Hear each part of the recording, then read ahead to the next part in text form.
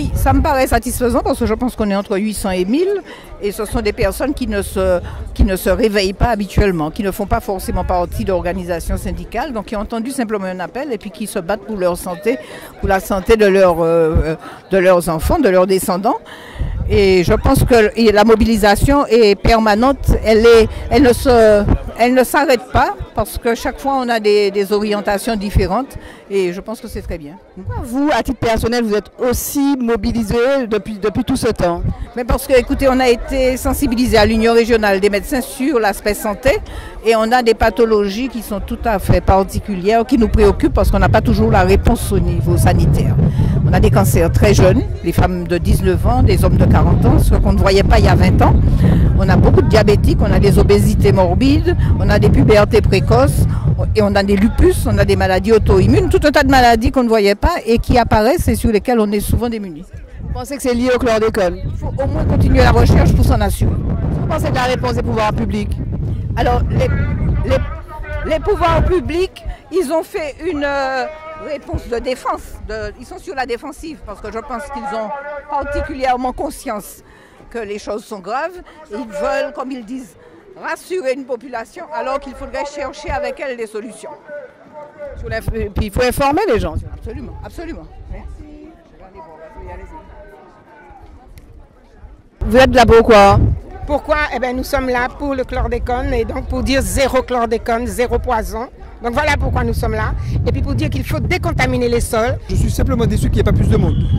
Parce que je pense que c'est un vrai enjeu pour les Martiniquais. Je suis venu prendre de l'information puisque je me nourris et dites de ce qui va se passer là. Enfin, j'espère voir des propositions, mais je suis plus en tant qu'observateur. Nous avons le droit de vivre dans un environnement sain au sein de l'université.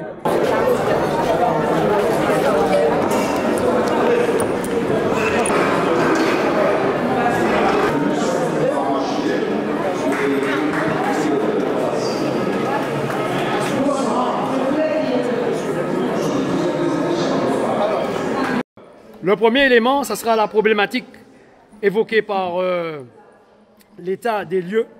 Donc ça sera un premier point. Deuxième point, des solutions rapides à mettre en place. Donc nous sommes là pour ça. Le troisième point, le sujet méritant des recherches complémentaires. Je dis bien complémentaires. Et puis le quatrième point, les revendications à faire aux responsables. C'est l'agriculteur qui t'a utilisé là. Il t'a utilisé en toute bonne foi. Puisque il n'a pas jamais dit qu'il était bon. Donc ce qui fait qu'il t'a utilisé. Mais si tu apprends que c'était un poison, tout agriculteur a arrêté puis ça. Pour nous payer zéro chlordécone et puis zéro pesticide, il faut que les services de l'État qui régaliens, il faut qu'ils démarrent en manière sérieuse tout contrôle qui n'est. Jeudi jour nous pas parler à, et bien contrôle qui a fait c'est si vous prenez le téléphone nous ou criez la répression des fautes et puis à l'État il faut un contrôle caillou. Donc ils ont développé un système de délation et ça c'est très mauvais pour le peuple martiniquais. Nous ni en ligne de mire, c'est la condamnation de l'État. Et puis l'État qui a débrouillé quoi eu. Et puis ça qui il rentré en complicité. Alors nous savons, nous pas dupes, nous savions entrer en complicité bibétier. Nous savons ça. Il faut savoir d'abord qu'il y a 70% des terres martiniques qui pas contaminés. 70%. Et puis il y a 30% des terres martiniques qui sont contaminés. Donc ça veut dire qu'il y a des agriculteurs qui travaillent dans des terres qui ne sont pas contaminés. Vous savez ça. Il faut savoir aussi que ces terres contaminées, eh bien, nos pays peuvent faire pièces légumes racines. Celle culture vous pouvez faire en l'air terre contaminée, c'est arboriculture fruitière. Et puis, fleurs. Mais moi, je ne suis pas là pour la langue de bois. Il faut savoir aussi que quand eh bien, il y a chlordécone. Vous savez ça. Alors évidemment, il y a toujours caché ça, mais là, nous ne sommes pas là pour serrer rien. Eh bien, il faut savoir que quand il y a chlordécone. Vous savez ça. Il faut savoir que l'être Martinique, il y a chlordécone. Mais cela nous a dit ça, nous sommes des agriculteurs, nous ne pouvons pas tirer en pied nous. Nous avons dit la vérité parce que demain matin, les services sanitaires qui ont découvert ça, ils ont dit que nous sommes complices.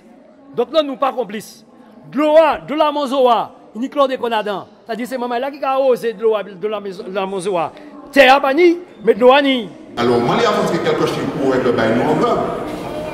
Il n'y a pas de prise de l'indemnité. En viande, par exemple, on a produit que 12,5% de production en viande. Changer et éliminer.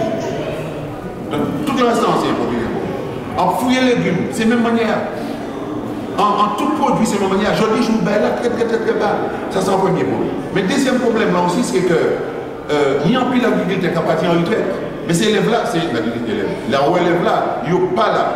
Parce qu'au fait, ils n'ont pas envie de passer, de tchember, ils mangent à papa, et qui est difficile, qui n'ont pas comprendre trop bien, qui est trop difficile à l'agriculture. Donc les jeunes agriculteurs, je dis, c'est quoi qui est le centre de jeunes agriculteurs. Ils ont installé en pleine vingtaine d'agriculteurs par an, là au moins 200 à 300 à partir en retraite. Donc son population agricole qui est montrée, il était entre 17 et 20 000 personnes. Et puis il commence chaque 5 ans comme ça, la moitié. Aujourd'hui, je finis moins de 3 000. Donc, en situation, nous allons dire pour nous manger par la population, là, il y a un problème. Que demain matin, il va être suffisamment actif pour permettre à l'agriculture de produire pour payer à manger. C'est là qui a fait autant ça au parti. Il y a un empoisonnement organisé et volontaire. Organisé, volontaire, à la fois sur les travailleurs, sur l'ensemble des Martiniquais qui habitent toujours dans ces régions-là. L'empoisonnement organisé comme c'est volontaire, on a créé ça en crime. Si on a créé ça en crime, on a créé ça en crime contre un peuple. C'est ça qu'on va nous trouver des coupables. Nous avons ça besoin, même si les meilleurs juridiques, nous avons ça c'est l'État et c'est les capitalistes qui capitalisent. Vous pouvez nous passer à côté, commenter camarades là plus rapidement, parce que c'est pas un problème martiniquais seulement, ça problème. Tout travail est carrément, tout fait, nous pas tous là dans le combat, même si nous tous c'est des historiques.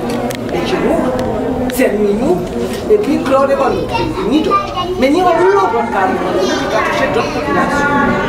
Donc c'est un problème qui pose problème. Consommation martinique, agriculture martinique, propriété foncière martinique. Parce que nous disons 40% qui pas pollué. Ça veut dire que 60% de bruit. À ce 40% là, qui ça nous va faire? Qui moyen nous va gérer ce cas? Est-ce que nous va faire en réforme agraire pour mettre en ce pays en production qui sème, qui a nourri la population? Quand nous finissons avec dans l'eau, nous avons des billets, des pesticides, qui a pollué toute terre et nous passons à produire manger par le monde.